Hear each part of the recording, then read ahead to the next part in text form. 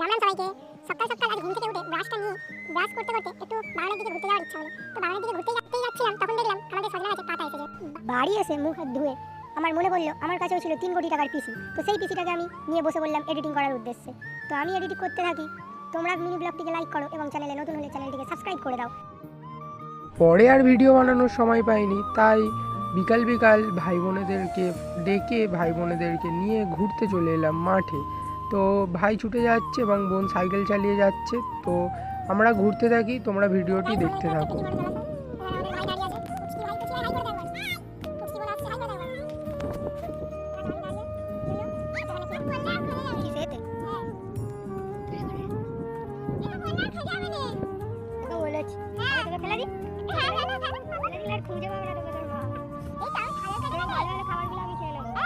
এখন পড়তে যেতে থাকি। ভিডিওটি ভালো লাগলে লাইক করে দাও এবং চ্যানেলটিকে সাবস্ক্রাইব করে দাও।